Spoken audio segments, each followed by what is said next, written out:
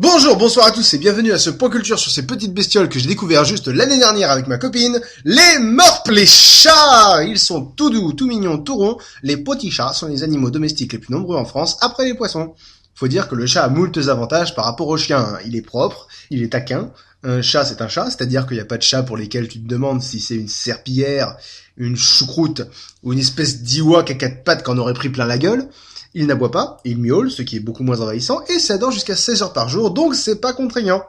Les chats, c'est comme des peluches élastiques qui te griffent si t'oublies que, quelque part sous les poils, il y a un petit cœur de chat qui bat.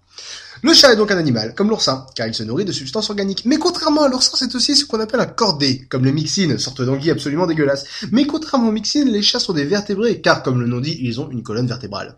Comme les canaris. Mais contrairement aux canaris, les chats sont des mammifères, comme les wombats, car ils allaitent leurs petits. Mais contrairement aux wombats, les chats sont des eutériens, comme les japonais, car ils se développent en majorité dans le corps de leur mère. Mais contrairement aux japonais, les chats sont des carnivores, comme les chiens, car ils ont des dents qui leur permettent de déchiqueter les autres animaux. Mais contrairement aux chiens, les chats sont des filiformes, comme les hyènes, car leurs griffes sont rétractiles. Mais contrairement aux hyènes, les chats sont des félidés, comme les tigres, car ils marchent en s'appuyant sur leurs doigts et pas sur leurs pattes. Mais contrairement aux tigres, les chats sont des félinés, comme les lynx. Mais contrairement aux lynx, les chats sont des félis, comme les chausses. Mais contrairement aux chausses, les chats sont des chats, comme les chats. Mais contrairement aux chats, les chats sont des chats, comme... Ah bah j'ai fini. Il existe plus de 60 races de chats, en voici quelques-unes. Les Européens, qui sont des chats qui se caractérisent par le fait qu'ils n'ont aucune caractéristique, ouais, pour catégoriser les animaux, des fois faut aller au plus simple, hein. Les Maine Coon, qui sont de très gros chats à poils mi-longs. Le Chartreux, qui est une espèce de boule de bowling, sauf qu'il n'y a pas les trous pour la lancer. Enfin si, il y a toujours la solution dénucléer ton chat. Mais alors là, ça part très loin, quoi. Enfin, faudrait une salle de chirurgie ou demander à un vétérinaire. Je suis pas sûr que le veto accepte. Sauf si c'est un veto clandestin. Genre qui travaille au black, qui est en mal de blé. Mais alors à ce moment-là, ça devient risqué parce que bon, déjà payer les gens au noir, non seulement c'est illégal parce que voilà, travailler au black, en plus se pose la question de la moralité. Bon, maintenant t'en as qui n'ont pas le choix de travailler au noir, genre qui fuient un pays totalitaire par exemple ou une guerre civile, des trucs comme ça, comme le Zimbabwe aujourd'hui depuis Mugabe. Enfin bref, tant que Mugabe sera au pouvoir, on ne pourra pas faire de bowling avec son Chartreux. Les Norvégiens qui ont une longue queue touffue, comme tous les Norvégiens. Les Siamois qui ont une tête vraiment à chier, comme si s'était pris un coup de pelle en travers de la face.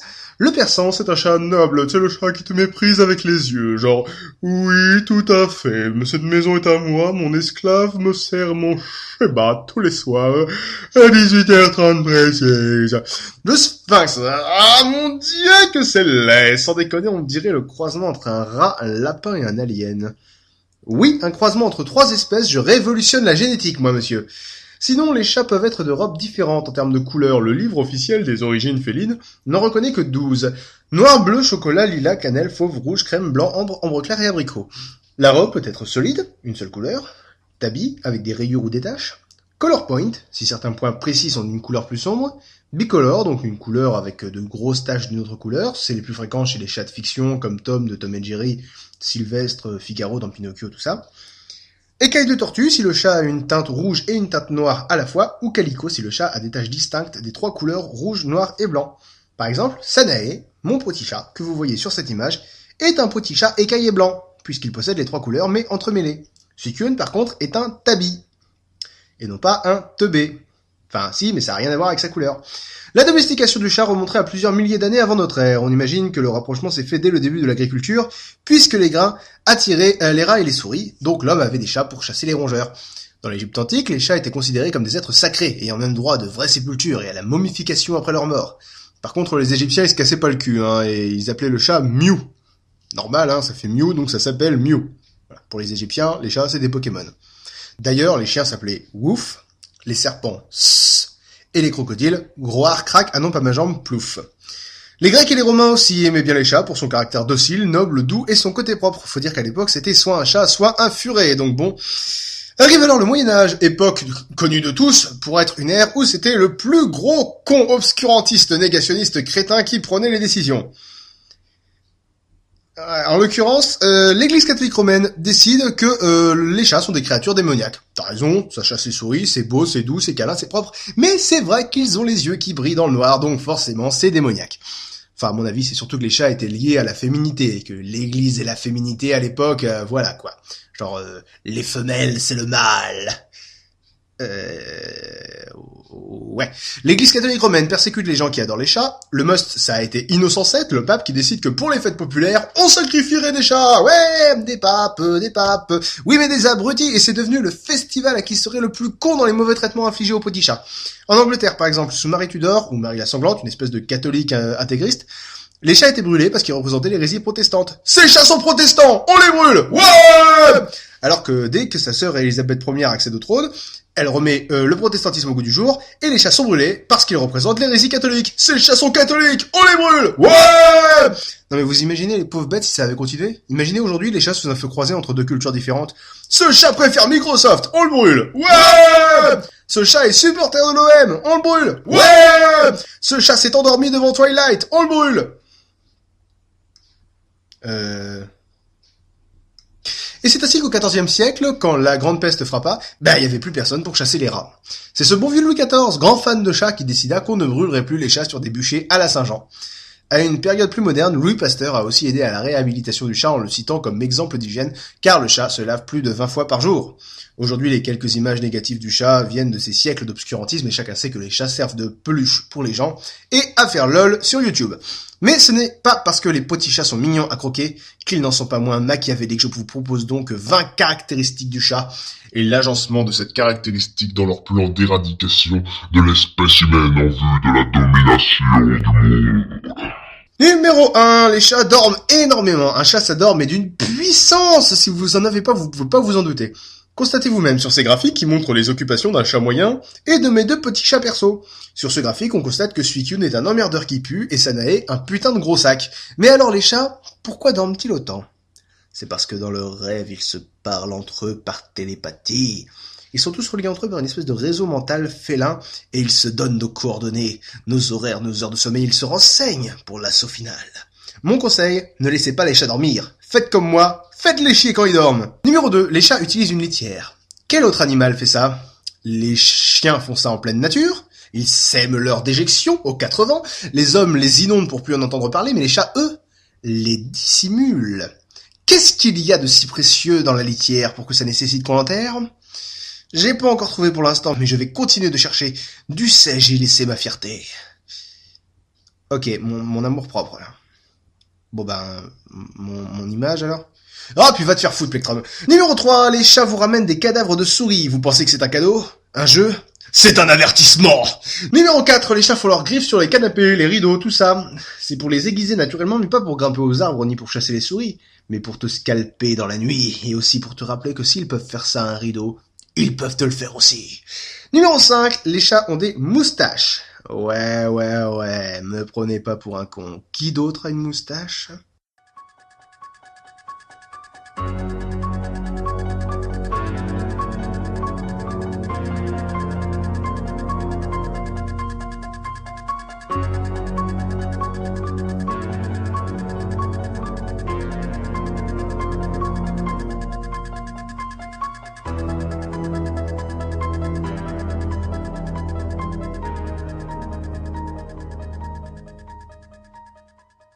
Numéro 6, les chats se lavent plus de 20 fois par jour. Tu vas pas me faire croire que c'est pas parce qu'ils sont souillés jusque dans leur âme. Numéro 7, j'ai toujours trouvé que les chats étaient trop mignons. Non mais au sens littéral, trop mignons. C'est-à-dire que ça cache forcément quelque chose. Tu peux pas avoir de petites patounettes toutes blanches comme des petites chaussettes, un tout petit nez rose, des petites moustaches, des yeux tout noirs, un air innocent comme ça cache forcément quelque chose. C'est d'ailleurs aussi cet argument qui me fait croire que chez les Teletubbies, quand le périscope dit « c'est l'heure de dire au revoir », à mon avis ça veut dire « c'est l'heure de l'orgie sadomaso, donc les enfants, allez vous coucher pendant que Po prend cher ». Numéro 8, on l'ignore trop souvent, mais derrière chaque homme politique influent, il y a un chat. Bill Clinton, Margaret Thatcher, Charles de Gaulle, tous ces chefs d'État avaient un petit félin à leur côté.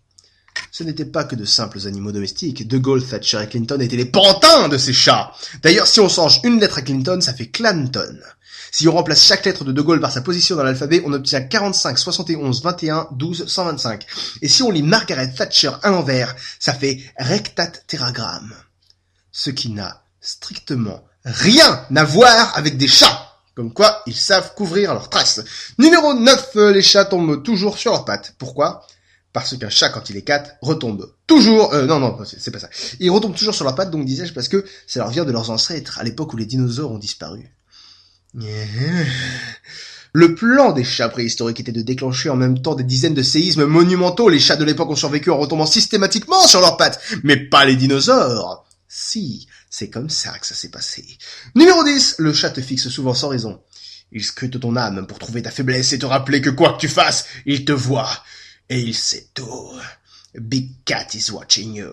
Numéro 11, le chat marque son territoire en urinant, et à ce titre, il s'approprie toute ta baraque, en urinant dans des endroits incongrus. La baignoire, l'évier, les ballerines de la maîtresse de maison, le placard du chauffe-eau, les draps, la bassine de linge propre. Non, c'est pas du vécu. Numéro 12, les chats ronronnent. C'est parce que c'est des cyborgs. Ils ne ronronnent pas, ils se mettent à jour. Ou ils ricanent, les avis divergent. Numéro 13, les chats grimpent dans les arbres, comme les écureuils. C'est normal. Les écureuils sont aussi dans le complot. Sale bête. Numéro 14, les chats chassent les poissons. C'est très très dur à dire. Les chats chassent les poissons. C'est normal, le poisson ça rend intelligent. Les chats chassent les poissons pour nous rendre cons et voler notre intelligence. La preuve, seul un cerveau vraiment évolué pouvait pondre une théorie pareille. Et oui, les chats, je suis plus intelligent que vous. Numéro 15, le chat, quand il est bien installé sur ton ventre ou sur tes cuisses, fait un mouvement de préhension alternative de ses pattes avant. Ce n'est pas pour te rembourrer. C'est pour tester les défenses de la cible. Numéro 16, les chats ont déjà entamé une campagne de communication à grande échelle via les réseaux de partage de vidéos. Le nononocat, la kitty cat dance, le chat qui donne des coups dans la chatière, le chat qui court après une balle, le chaton qui se casse la gueule, le monorail cat, et ils sont tous emmenés par leur maître à tous, qui veut devenir notre maître à tous.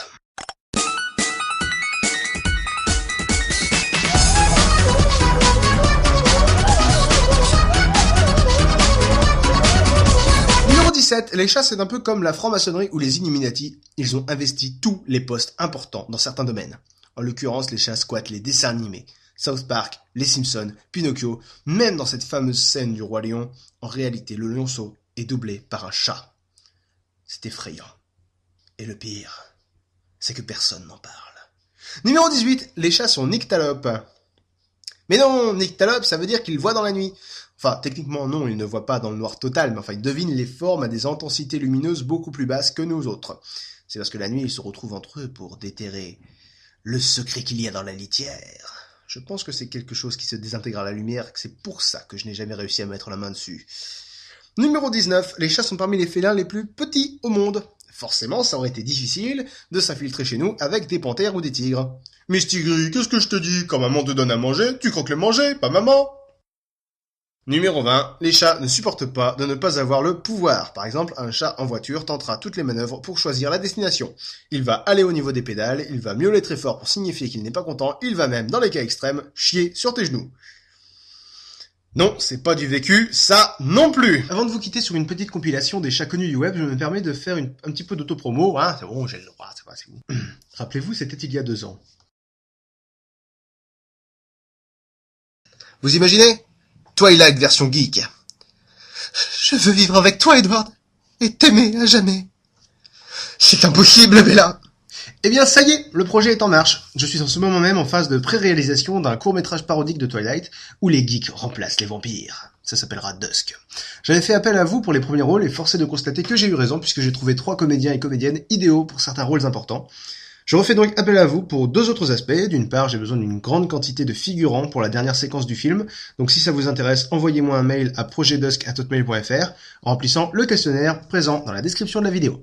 Sinon, comme vous le savez, le cinéma, même au format court, ça coûte des sous. Et comme c'est une production étudiante, nous en manquons.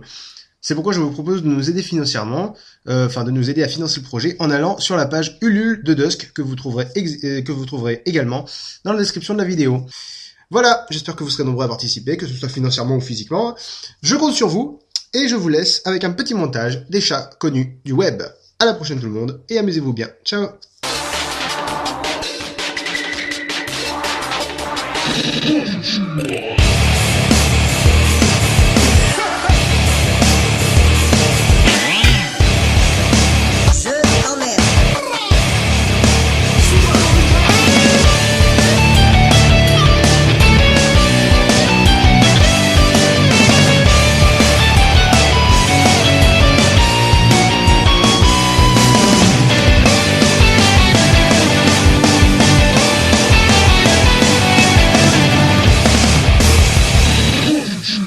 Ça c'est bien.